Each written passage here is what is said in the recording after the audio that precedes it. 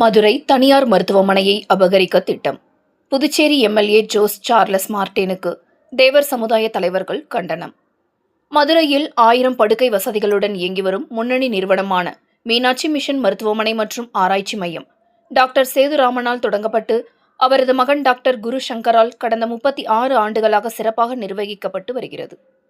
தென் மாவட்ட மக்களுக்கு குறைந்த செலவில் உயர்தர மருத்துவ சேவை வழங்கி பல விருதுகளை பெற்றுள்ள இம்மாபெரும் மருத்துவமனைக்கு களங்கம் விளைவிக்கும் நோக்கில் லாட்டரி அதிபர் சாண்டியாகோ மார்டினின் மகனும் புதுச்சேரி எம்எல்ஏவுமான ஜோஸ் சார்லஸ் மார்டின் செயல்பட்டு வருவதாக சமுதாய தலைவர்கள் குற்றம் சாட்டியுள்ளனர்.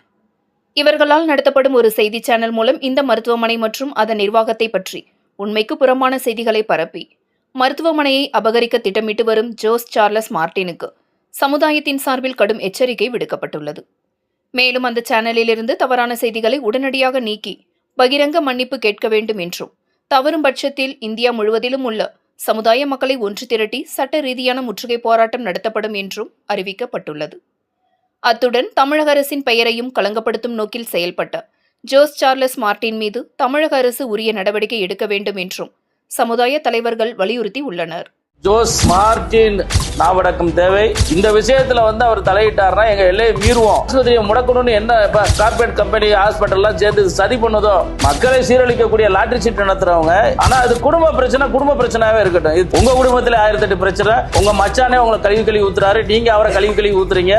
உங்க குடும்ப பிரச்சனைக்குள்ள நாங்க வரக்கூடாது. ஆனாலும் நாங்கள் வர வேண்டிய சூழ்நிலை. குடும்ப பிரச்சனை நீங்க தலையிடக்கூடாது. இத்தனை வசதிகளை செய்து கொடுத்துக்கிட்டு இருக்கக்கூடிய ஆஸ்பத்திரியை முடக்குவதற்காக ஏதோ தனியார் நிறுவனங்கள்லாம் சேர்ந்து சதி செய்தோ, அப்ப இதுக்கு பின்னாலே இந்த ஆஸ்பத்திரியை முடக்கிறதுக்கு எது சதி இருக்குதோ அப்படின்றத எங்களுக்கு சந்தேகத்தை எழுப்புறது. எல்லோருக்கும் வணக்கம். நான் திருமாரஞ்சித் பேசுறேன். டாக்டர் சேதுராமன் ஐயா என்று எங்களால் வழங்கப்படக்கூடிய வாழும் காந்தியாக வாழ்ந்து கொண்டிருக்கிறார். இந்த ஆஸ்பத்திரி இப்ப உடனே வரல. சாதாரண கிளினிக் வச்சு சேமம் குழு நடத்தி இந்த முக்குளத்தூர் சமூக மக்கள் மட்டுமல்லாமல் அனைத்து சமுதாய மக்களும் முன்னேற வேண்டும் என்பதற்காக அரசாங்கம் சொல்லுது. ஆனா செய்யுதா இல்லையான்னு தெரியல. ஆனா இவர் அனைத்து தரப்பு மக்களுக்கும் சம மருத்துவத்தை கொடுத்துட்டு இருக்காரு. நீங்க இங்க போனீங்கன்னா இது ஒரு கேன்சர் இன்ஸ்டிடியூட். அது ரொம்ப பேருக்கு தெரியாது. இது கேன்சருக்கான மருத்துவமனை. இங்க போனீங்கன்னா பணமே இல்லாதவங்க இலவசமா இங்க வைத்தியம் பார்க்கலாம். மீனாட்சி மிஷன்ல அதுக்குன்னு ஒரு டிபார்ட்மெண்ட் இருக்கு. கேன்சருக்கு நீங்க பெரிய ஆஸ்பத்திரிக்கு தான் போகணும், அரசு மருத்துவமனைக்கு தான் போகணும்னு அவசியம் இல்லை. இந்த மருத்துவமனையில நீங்க இலவசமா வைத்தியம் பார்க்கலாம். ஒரு ட்ரஸ்ட் வச்சிருக்காங்க. அந்த பப்ளிக் ட்ரஸ்ட்ல மூலமா வைத்தியம் பார்க்கறாங்க. நான் என்ன சொல்றேன்னா, அந்த மார்டின் ஜோஸ் லாரஸா சார்லஸ் அவர் பேர் கூட தெரியல. அவர் இப்ப தலைவர் ஆயிட்டாரு திடீர்னு.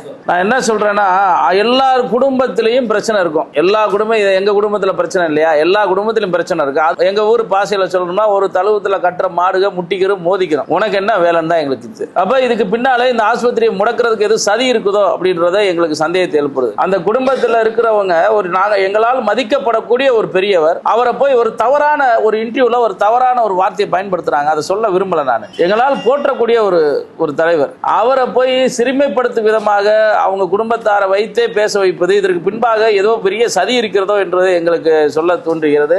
இந்த மார்டின் ஜோஸ் சார்லஸ் தம்பி நீங்க உங்க பாண்டிச்சேரிக்கு போங்க.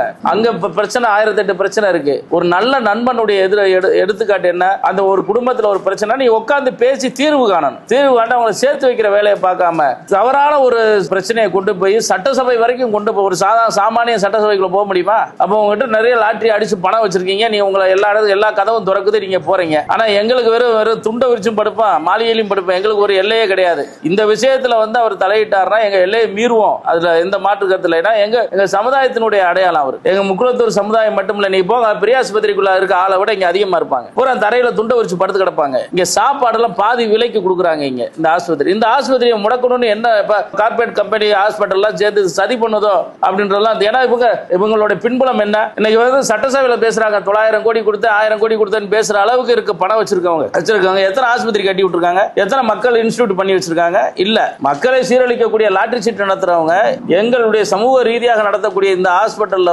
தலையிட்டு தங்களுடைய கருத்து சொல்வதே நாங்க ஏற்புடையதா இல்ல.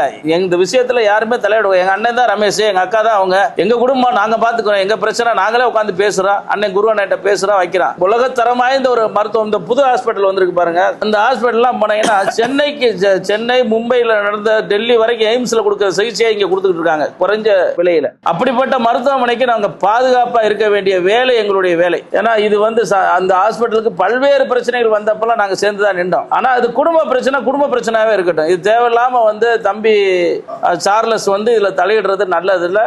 நீங்க ஒரு எம்எல்ஏ, உங்க பகுதி மக்களுக்கான தீர்வு பாருங்க, அவங்க மக்களுக்கு என்ன தேவைன்றதை செஞ்சு கொடுங்க.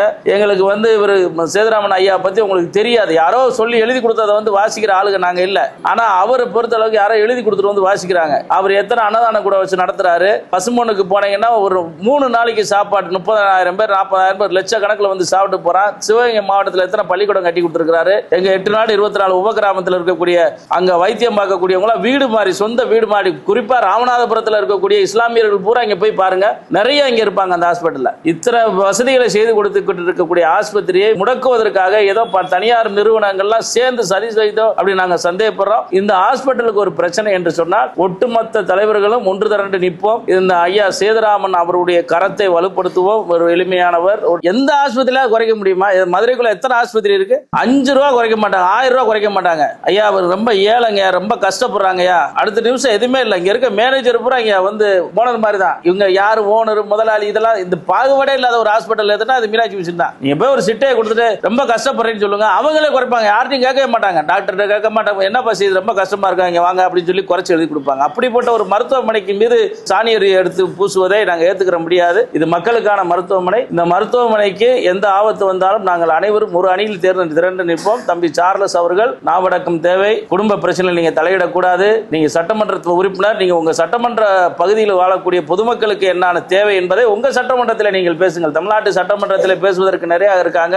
உங்க குடும்பத்தில் 1008 பிரச்சனை. உங்க மச்சானே உங்களை கழுவி ஊத்துறாரு, நீங்க அவரை கழுவி ஊத்துறீங்க. இப்படி இருக்கிற பட்சத்தில் முதல்ல உங்க குடும்பத்தை பாருங்க. உங்க குடும்ப பிரச்சனையை முடிச்சுட்டு அடுத்த குடும்பத்துக்கு வாங்கன்னு சொல்லி உங்க பத்திரிகை வாயிலாக கேட்டு, தான் பெத்தெடுக்கிற பிள்ளைக்கும் ஊராவன தத்தெடுக்கிற பிள்ளைக்கும் வித்தியாசம் இருக்கு.